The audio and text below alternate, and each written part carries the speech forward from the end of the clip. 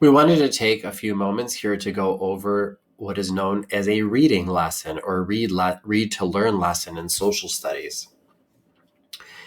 The PowerPoint presentation that we are taking you through can serve as a teacher lesson planning template for this type of lesson, or you can utilize the traditional Microsoft Word document planning template that we've also provided for you in the resources.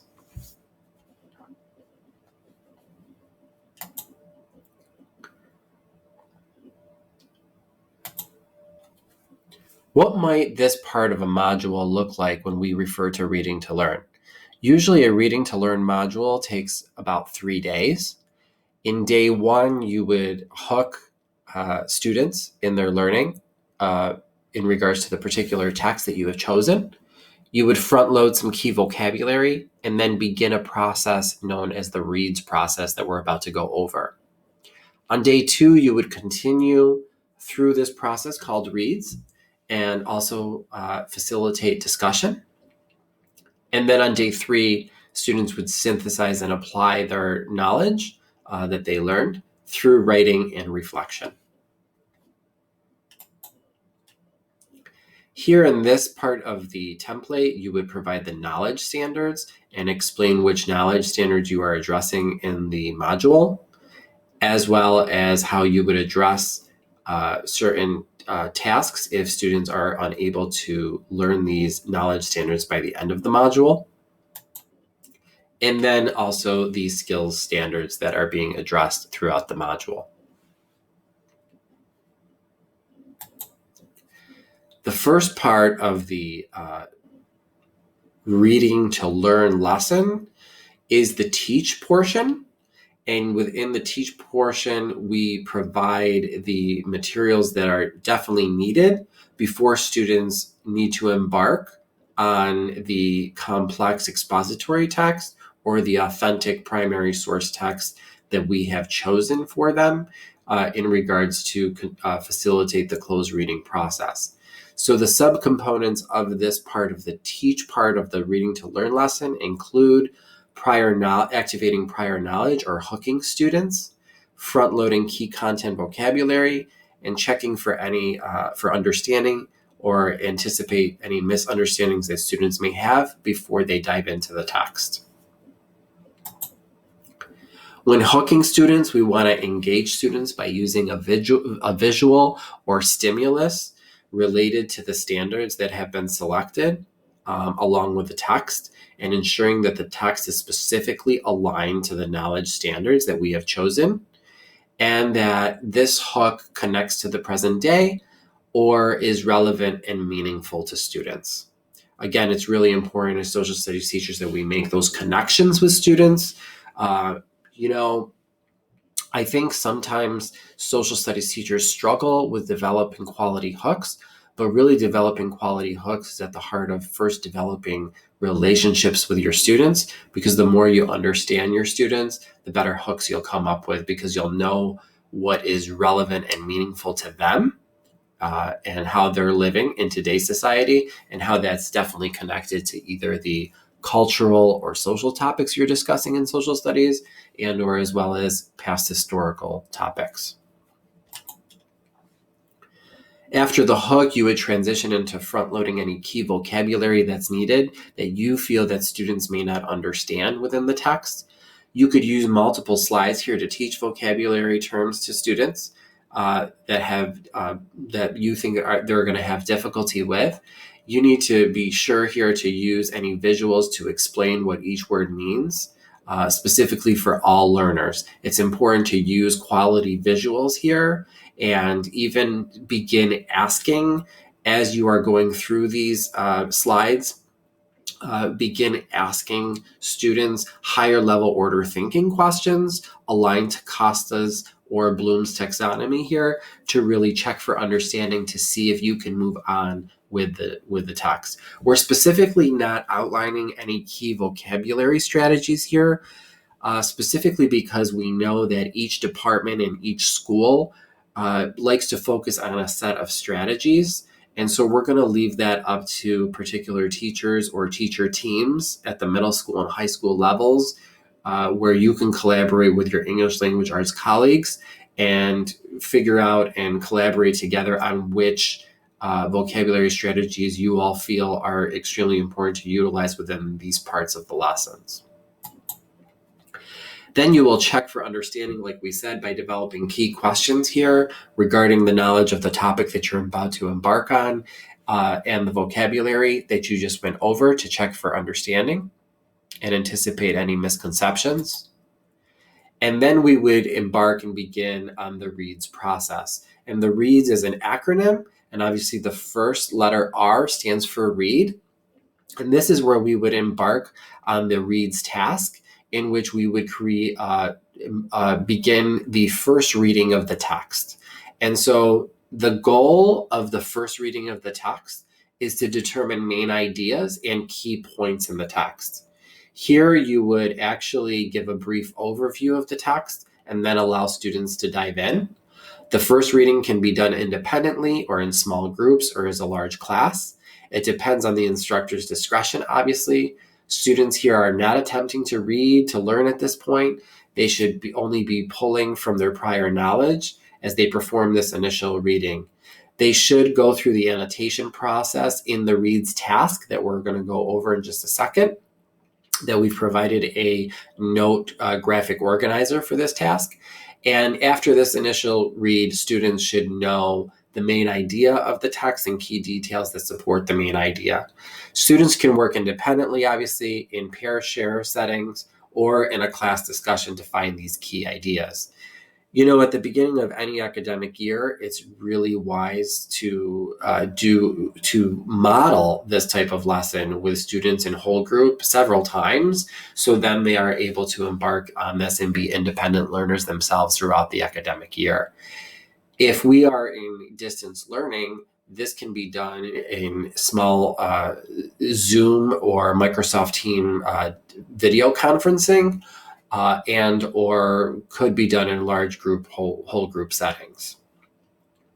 The second reading of the text should focus on text structure and features, in which during the second reading, the students will not reread the whole entire text, but rather you'll focus on a particular passage that you have selected for students. And this passage should include complex ideas and details that allow students to gain a deeper understanding of the actual text. Students should focus on the author's vocabulary choices, the text structures and features, and the organizational patterns of the text.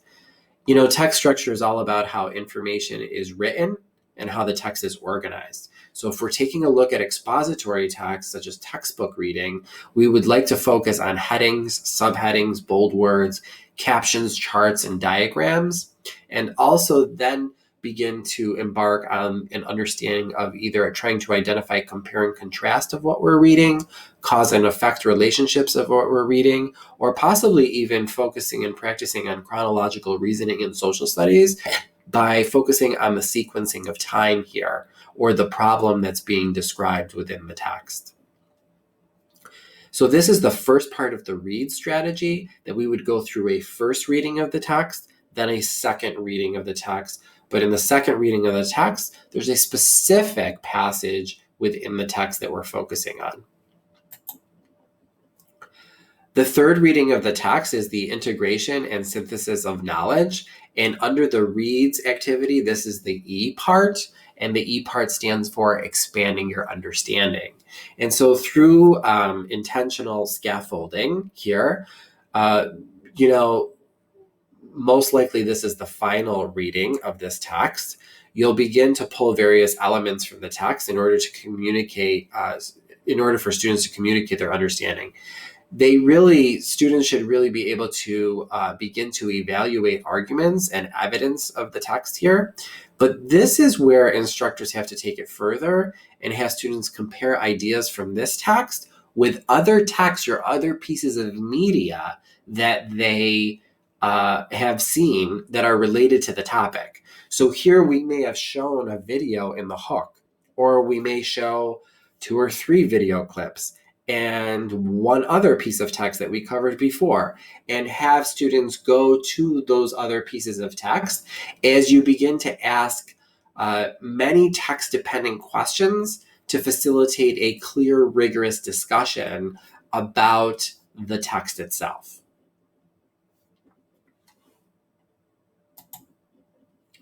Then we would dive into analyzing the text for context.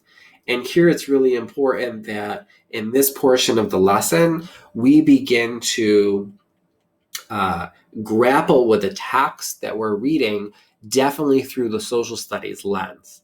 So we want to refer to our context posters in our Habits of a Social Scientist vocabulary manual. You may want to have these context posters also up in the classroom for reference, but you're going to ask students to go to their context manual, and you might either pick, depending on which grade level you're at, if you're only a 6th grade teacher, you may want to only pick one type of context, either social, political, economic, cultural, geographic, or historical context. If you are a 10th grade teacher, you may want to focus on geographic, historical, and economic context at the same time while we're reading this. So the possibilities are endless, but here's where we would definitely formalize specific questions to have a follow-up discussion on what type of context we're addressing here and what is the context of what we're reading through this SPEC-GH lens, this social, political, economic, cultural, geographic, or historical context lens. We're going to share with you in just a second a reference sheet on how you can develop certain text-dependent questions. You can have students obviously continue to annotate and take notes through this portion of the lesson, and they can use the graphic organizer that we're going to show you, that we're going to provide for you, or you could have another type of graphic organizer that you are using for this portion of the lesson. In the D section of the reads, then students will determine point of view. Obviously, we've defined here point of view as the creator's opinion. Whatever they believe makes its way into the source and should obviously be based on evidence. However, sometimes we have sources that we read where the author is not basing that on evidence, and that should be discussed in class. But here, students would identify the point of view of the author, and then we would determine the significance. This is the last part of the reads process here, where you can scaffold this in the graphic organizer that's being provided to you that we're about to go over, where you reread certain parts of the text, you look at the annotation, you look at your notes, you look at your discussion, and students begin to use outside information as well from other texts or other media resources that they looked at, or even podcasts that they might have listened to related to the topic. And students begin to use the new vocabulary that's mentioned in this text to produce a short writing response at the end of this lesson and or a rigorous discussion. And if there's going to be a rigorous discussion here by utilizing text-dependent questions or supporting questions within this part of the lesson, then teachers need to come up with a way of how they're going to evaluate or hold students accountable to participate in the rigorous discussion. So there's two ways that this part of the significance can be identified here. It can be identified through a rigorous discussion, or you can ask students to come up with a short writing response in regards to determining the importance or the significance of what they have read. Then they will end by going through a self-awareness of learning activity where they will reflect and score themselves on how they went through the process on a scale of 1 to 5, 5 being the best and 1 being the least effort and performance of the task. And so they will hold themselves accountable through this process on how they did. And there will be space provided in the task for you to give quick teacher feedback. And so I just want to highlight here that what I just went over is here in the traditional Microsoft Word lesson planning template that can be used. And in the traditional lesson planning template, we do have a section for lecture for high school students Traditionally, these lectures used to be given in class, but we put this part of lecture in here specifically for high school Regents courses. So if you're a Regents history teacher and you feel like you need to get a lot of information across before students embark on this complex text that they're about to read, we strongly recommend that you use the process of distance learning, videotape and screencastify the lecture itself, and assign it for homework. So students can actually listen to this on their own time, and that way have a plethora of knowledge when they come back into the classroom. We know that students actually prefer to listen than to listen out of school than to actually read out of school. So this would be a perfect time here to utilize the traditional lecture and use that and flip your classroom at this point to do that.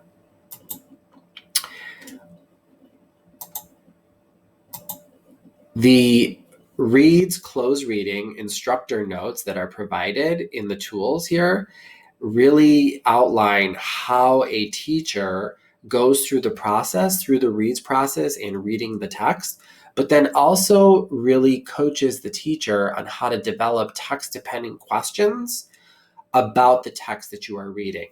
So as a social studies teacher, you have to really identify, first and foremost, what is the text that I want kids to read? And is that text aligned to the specific knowledge and skills standards?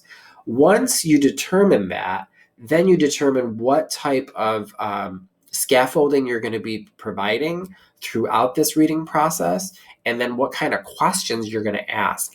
And these questions really need to be aligned to the next generation literacy standards. And this is where the next generation literacy standards really are important in social studies, because through the first reading process, we're going to ask teachers to try to align their questions through the reading standards 1 through 3, and then obviously through the second reading, the standards 4 through 6 here, by coming up with their own question stems on what kind of questions they're going to ask students. And then through addressing standards 7 through 9 in the reading process of asking text-dependent questions. You're probably wondering here, well, what kind of questions can I ask? Well, this is why we've provided this resource for you, because you'll notice here we've provided different examples of question stems that you can use for each standard of reading. And so we wanted to really highlight this important piece here of providing this facilitated planning of creating text-dependent questions for this type of module. In addition to that, we wanted to take you through and actually just show you really quick the graphic organizer of reads for the reading process. And this graphic organizer really asks kids to source first and foremost by actually providing the author, the title, the year it was created, page numbers if it's a textbook, and what type of secondary source this is. So what we're really looking at here are secondary sources through this reads process. This is a form of reading expository text. It's not to say that you can't use this for primary source analysis, but we strongly suggest you use this strategy for secondary source analysis. And so again, it gives students the first part where they read the text independently and annotate the text. Obviously, you could do this in groups too. You don't necessarily have to do it independently. When the school year starts, you might want to do this whole group and really model. We strongly suggest that these are the symbols that you could use for annotation. However, we could blow this up a little bit. And so we could use these types of symbols of I don't understand, this is important, the equal sign meaning this reminds me of something, the X, I thought differently, or the plus is any new information that you're coming across. And in class, you would share notations with a partner when instructed to do so. Then this second part is the expanding your understanding by answering the 5 W's and the H, the who, what, where, why, when, and how, and really focusing on taking notes through the expanding your understanding. And then obviously the space here is for analyzing context, in which students would take notes on analyzing context and then determining their point of view. And then in 3 to 4 sentences, really outlining the significance and then self-awareness of learning.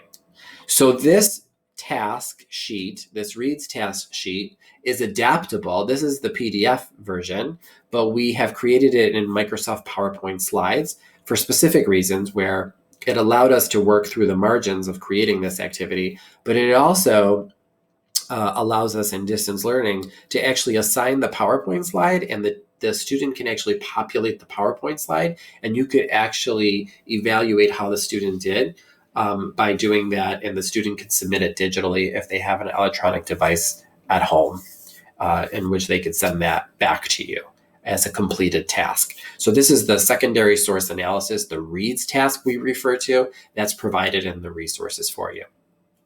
We hope you found this video useful, and if you have questions, of course, you could always contact the supervisor of social studies. Thank you.